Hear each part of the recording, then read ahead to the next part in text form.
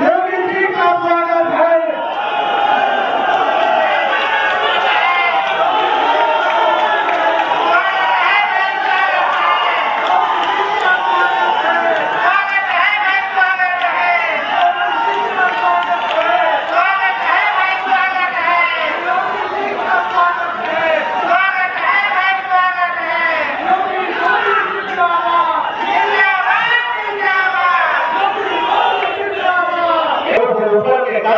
इस विधानसभा के लिए सूचित करने का काम किया है और आज आप हमारे लिए दूसरी बार आए हैं भोजपुर में, इसलिए मैं आपका विशेष तौर पर धन्यवाद करता हूँ। आपको नहीं चाहिए, अफसोस नहीं होगा आपने मिलने पर, और मैं हमेशा आपके सुख दुख और समस्याओं में आपके साथ करने से करना खड़ा होगा।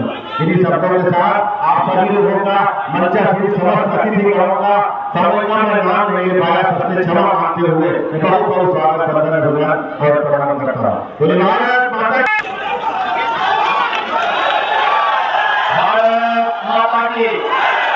भारत माता की, भारत माता की, गंगे मैया की, गंगे मैया की, यमुना मैया की, यमुना मैया की, शीतला माता की, शीतला माता की, बेड़ी माधव भगवान की, बेड़ी माधव भगवान की, प्रयागराज भगवान की। जय श्री राम, जय जय श्री राम। नमः पार्वती पतिये हर हर। मंच पर उपस्थित उत्तर प्रदेश सरकार में मंत्रिमंडल के मेरे वरिष्ठ सहयोगी श्री राकेश सचान जी, प्रदेश सरकार के औद्योगिक विकास के मंत्री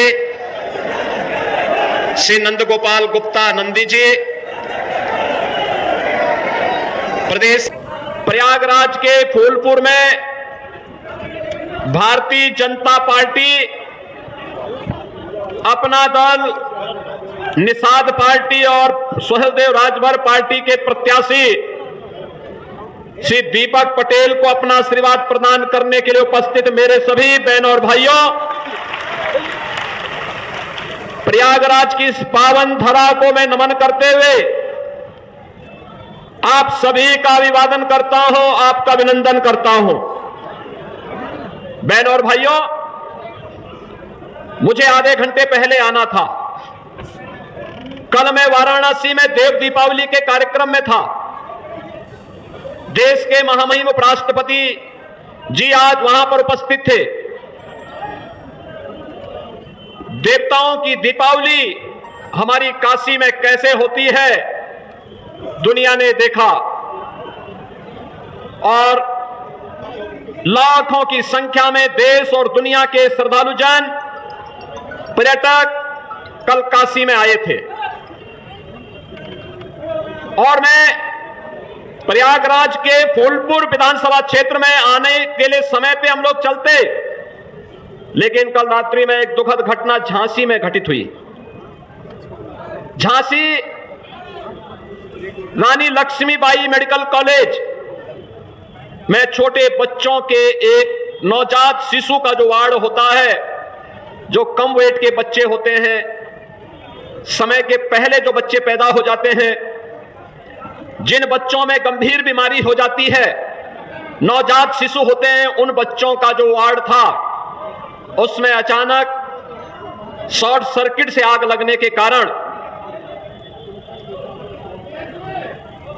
वहां पर एक दर्दनाक घटना घटित हो गई थी। 10 मासूम बच्चे उस अग्निकांड की चपेट में आ गए थे।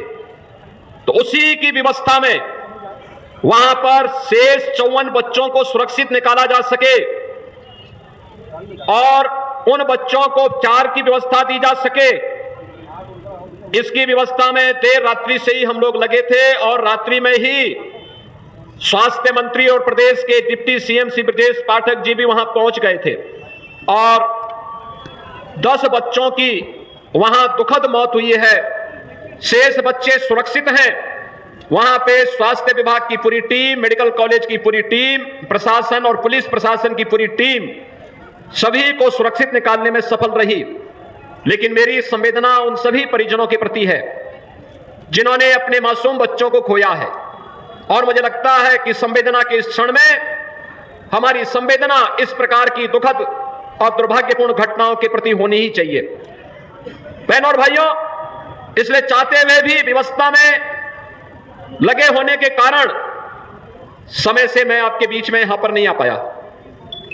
आपने जो उत्साह यहां पर दिखाया है, फूलपुर में फिर से कमल का फूल खिलना है, इसके लिए जो आपका ये संकल्प है, उसी के लिए मैं आपके पास आया हूं कहने के लिए। बहनों और भाइयों, आज जो कुछ भी आपको परिवर्तन दिखता है देश में और प्रदेश में, ये प्रधानमंत्री मोदी जी के नेतृत्व में, उनके यशस्वी मार्गदर्शन में ही संभव हो पा रहा है।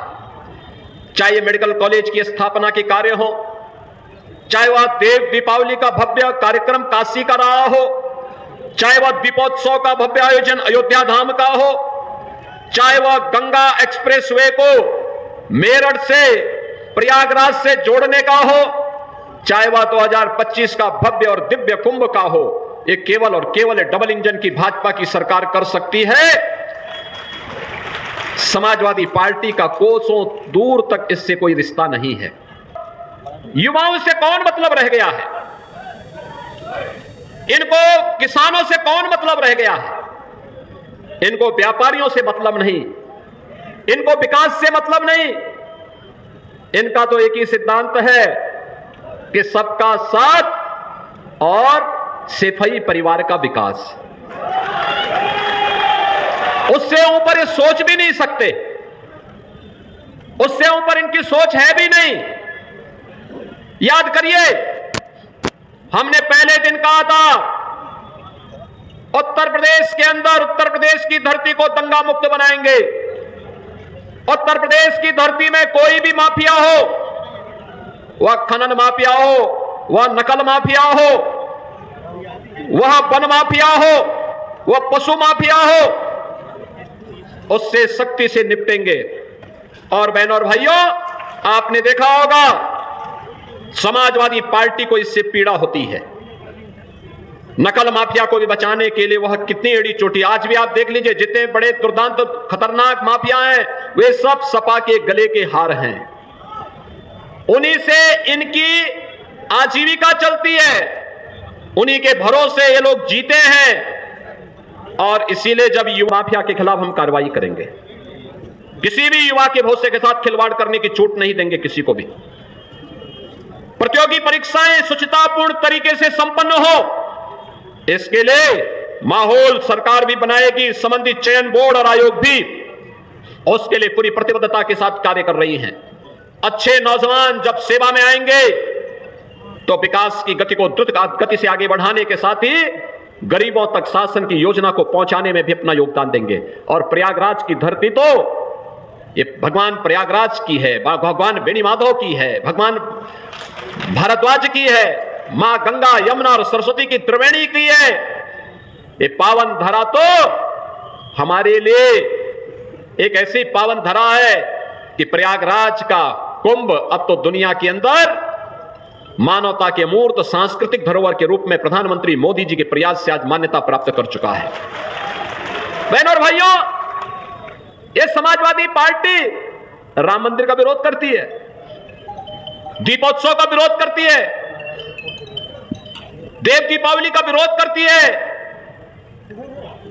परीक्षाओं की शुचिता का विरोध करती है, विकास के कार्यों का विरोध करती है, गरीब कल्याणकारी योजनाओं को, जो गरीबों को लाभ मिलता है, उसका भी विरोध करती है। यह तो केवल और केवल बांटने की राजनीति पे विश्वास करती है। बहनों और भाइयों, अयोध्या में 500 वर्षों का इंतजार क्यों हमें करना पड़ा था? क्यों करना पड़ा था? क्योंकि हम बंटे थे। काशी में क्यों हमें अपमान झेलना पड़ा था?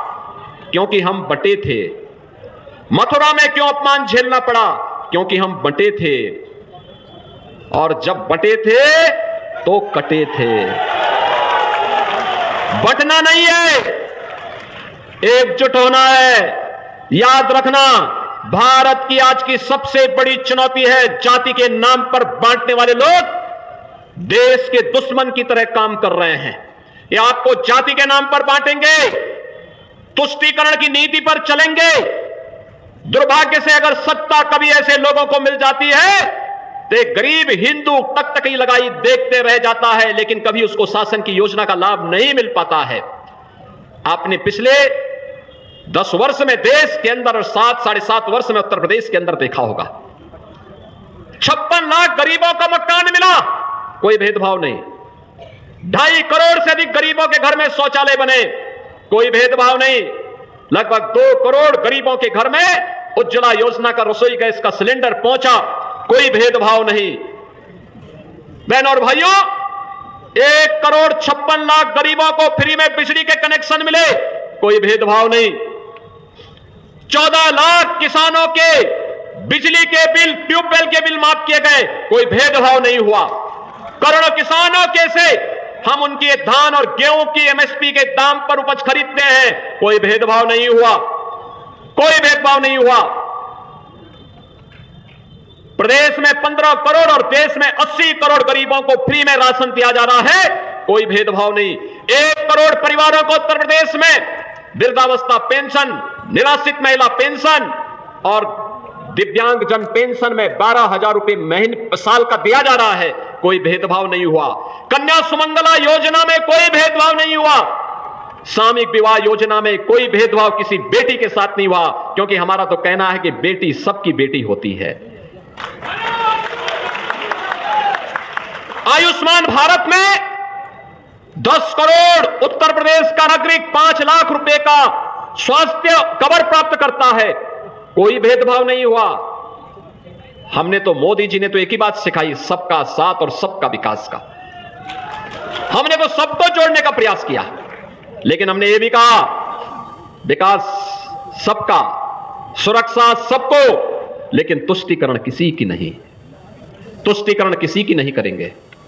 बहनों और भाइयों, ये समाजवादी पार्टी कहां ले जा रही थी देश को, प्रदेश को? इनका गठबंधन कहां देश को ले जा रहा था? हर दिन एक नया घोटाला होता था, हर दिन एक नया घोटाला होता था। विकास से इनको कोई लेना देना नहीं था। ये जो गंगा एक्सप्रेसवे बनने जा रही है, प्रयागराज को जोड़ेगी पश्चिमी उत्तर प्रदेश से, मात्र 6 से 7 घंटे में प्रयागराज से आप मेरठ पहुंच जाएंगे और वहां से 45 मिनट में दिल्ली पहुंच जाएंगे। कितनी बेहतर कनेक्टिविटी हो गई। और इसीलिए बहनों और भाइयों, मैं आप सबसे कहने के लिए आया हूं, ये समाजवादी पार्टी आपको गुमराह करेगी। इनके तमाम ऐसे लोग घूमेंगे, सोशल मीडिया प्लेटफॉर्म में आपस में लड़ाने का कार्य करेंगे। हमें इतिहास से सबक सीखना है, और मैं इसीलिए कहने के लिए आया हूं कि प्रदेश सरकार ने जो आपसे कहा था, आप याद करिए, इसी मंच पर श्रीमती जयापाल भी है, पूजा पाल भी है। क्या हुआ था इन लोगों के साथ? किस प्रकार का अत्याचार हुआ था? कोई पूछने वाला था? कृष्णानंद राय भारतीय जनता पार्टी के विधायक थे, क्या हुआ था उनके साथ? कृष्णानंद राय के साथ रमेश यादव भी थे, रमेश पटेल भी थे, 7 अन्य लोग थे, सबकी निर्मम हत्या कर दी गई। इस समाजवादी पार्टी से जुड़े हुए माफिया, ये दुर्दांत माफिया निर्दोष हिंदुओं की हत्या भी करते थे और फिर संपत्तियों पर भी कब्जा करते थे, व्यापारियों का अपहरण करते थे, बेटी की सुरक्षा में सेंध लगाते थे, धार्मिक स्थलों पर कब्जा करते थे और फिर पर्व और त्योहारों में व्यवधान डाल करके अशांति पैदा करते थे। आज तो मैं कह सकता हूं, हमारे उत्तर प्रदेश में न कर्फ्यू है न दंगा है, उत्तर प्रदेश में सब चंगा है, उत्तर प्रदेश में चारों ओर शांति है। और इसीलिए बहनों और भाइयों, मैं आपसे कहने के लिए आया हूं, आप सबसे मैं यही विनती करने के लिए आया हूं, भाजपा के लिए चुनाव एक मिशन है, सेवा का, सेवा का एक मिशन है। समाजवादी पार्टी, बहुजन समाजवादी पार्टी के लिए चुनाव एक व्यवसाय है, अपने कारनामों को अंजाम देने का, जनता को शोषण करने का, अराजकता फैलाने का सर्टिफिकेट प्राप्त करने का, इनको अराजकता पैदा करने, भ्रष्टाचार पैदा करने, गुंडागर्दी फैलाने, कर्फ्यू लगाने, दंगा कराने, लूट खसोट करने का यह सर्टिफिकेट हमें नहीं देना चाहिए, कतई नहीं देना चाहिए। इनकी जमानतें जब्त होनी चाहिए। और यही कहने के लिए आज मैं आपके पास आया हूं।